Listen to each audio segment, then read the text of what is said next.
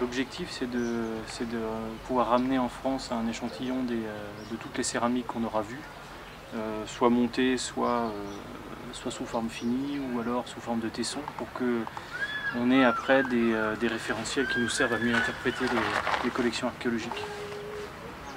Donc là, on a collecté en 2 campagnes à peu près une centaine presque d'échantillons. Et là, sur cette campagne, on en a à peu près une cinquantaine. Donc là, on est en train de préparer l'inventaire, les listings, les photos pour pouvoir les ramener en France.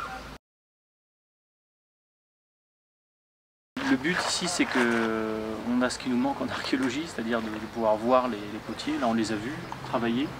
Donc on sait les techniques qu'ils ont utilisées. C'est pour ça que nous, on a besoin maintenant des vases produits pour comparer les techniques utilisées et les traces qui sont visibles sur les pots, parce que pour l'archéologie on a juste les traces, on n'a pas les potiers. Donc là c'est en quelque sorte vraiment un référentiel, dans le sens où on n'a pas forcément les mêmes techniques à la préhistoire, mais il y en a certaines qu'on n'arriverait pas à reconnaître si on n'a pas justement le rapport entre technique et traces laissées par les potiers. Donc là c'est le début d'une céramothèque, mais il va falloir à la fois beaucoup d'années et puis aussi beaucoup de techniques différentes pour avoir tout le panel de ce qui a pu exister à la préhistoire. Là, c'est la 3e campagne avec Joséphine. La première campagne, on n'a pas récolté beaucoup de... Enfin, on n'a même pas récolté beaucoup de céramique. C'est surtout l'année dernière où on a commencé justement à constituer cette céramothèque. Et comme on bénéficie maintenant au laboratoire de Toulouse d'un espace dédié à ce qu'on appelle la céramothèque, vraiment dédié à ce matériau, là c'est le début d'une collecte qui se poursuivra après dans d'autres terrains, mais ça peut être à la fois d'ailleurs une collecte du point de vue ethnographique mais aussi expérimentale, c'est-à-dire qu'il y a des gens qui peuvent reproduire de la céramique et constituer là aussi des référentiels en suivant les techniques qu'ils utilisent. Maintenant, il va falloir faire rentrer tout ça dans des valises. Donc on va être obligé d'en casser, d'en découper. Et c'est vrai qu'il y a notamment celui-là par exemple, le grand pot, là, ça va être un peu triste, mais bon, de toute façon ça fait partie du jeu. Donc on va être obligé soit de les découper, soit de les casser. Mais d'un autre côté, si on veut que ça serve de référentiel, il nous les faut plutôt en morceaux qu'entiers, parce qu'on a rarement ce genre de choses en entier. C'est un passage obligé, mais qui sera un peu difficile.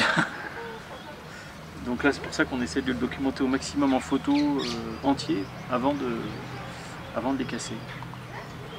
Et donc après, après il y aura tout le travail plus administratif pour avoir l'autorisation de sortir tout ça et de le ramener en France.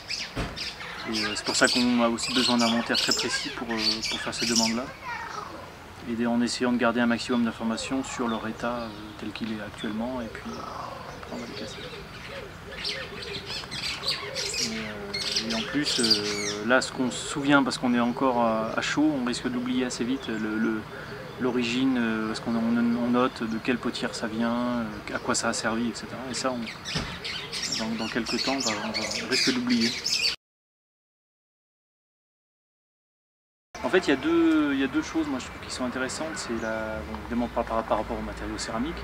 Parce que c'est vrai que nous on n'a pas l'habitude de voir les gestes, enfin même pas, on les voit pas, mais nous on a juste des tessons, là on voit des pots complets, on voit les potiers, donc déjà ça change complètement la vision qu'on peut en avoir, et puis surtout, même du point de vue du contexte, ici on est dans des villages, notamment les villages de campagne, qui ressemblent un peu à ce qu'il peut y avoir au néolithique en termes d'habitat, en termes de matériaux de construction, et là il y a tout un travail qui pourrait être fait aussi sur la constitution des niveaux de sol sur lesquels vivent les populations, les matériaux de construction, toutes les activités qui tournent autour de ces populations paysannes, qui pourraient beaucoup nous servir en archéologie, parce que justement elle nous donne une idée de savoir-faire que nous on ne connaît plus maintenant dans nos sociétés. Donc ça c'est un des buts aussi de l'ethnoarchéologie, c'est de nous ouvrir le champ des possibles sur ce qui a pu exister au néolithique, sur les techniques et puis des fois sur des gestes que nous on a totalement perdus dans nos sociétés. Il faudrait pouvoir documenter plusieurs techniques différentes. Ici on a deux techniques principales qui sont par les groupes Oloita et Oromo.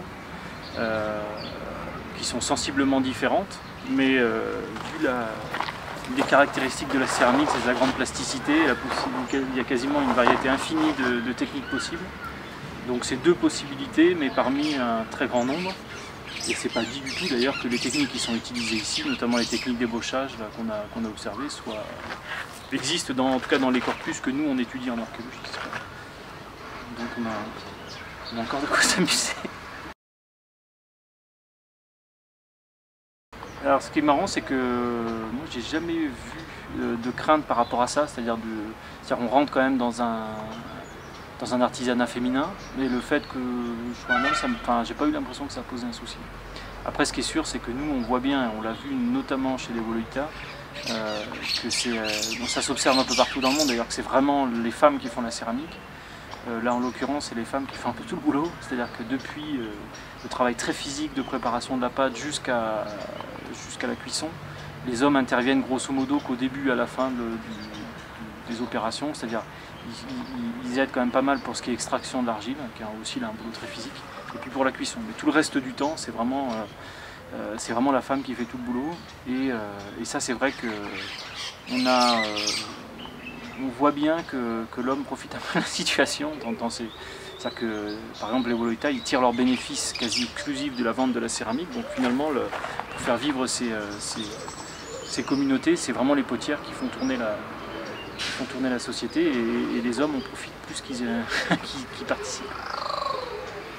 Donc c'est pas très brillant pour la condition de la femme, en fait, au final.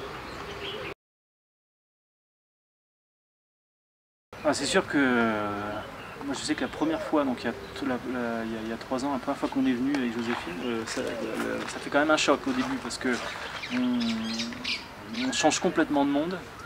Il y a à la fois le côté un peu remonté dans le temps quand on arrive dans ces villages-là, mais même quand on arrive à Addis Abeba, enfin moi en tout cas, j'ai eu vraiment l'impression que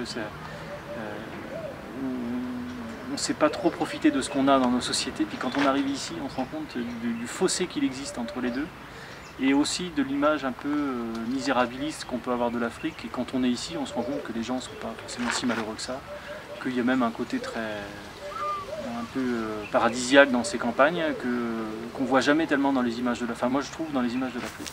Et c'est vrai que ça, moi, ça m'a aussi beaucoup fait changer ma vision que je pouvais avoir un peu par le biais des médias de l'Afrique. Donc c'est vrai qu'à la fois le côté effectivement très pauvre, et puis il y a un vrai fossé technologique ou économique entre les deux sociétés, mais aussi peut-être ça nous aide aussi à se contenter de ce qu'on a et de se dire finalement on n'a pas forcément besoin de tous les outils qu'on a techniques pour être heureux.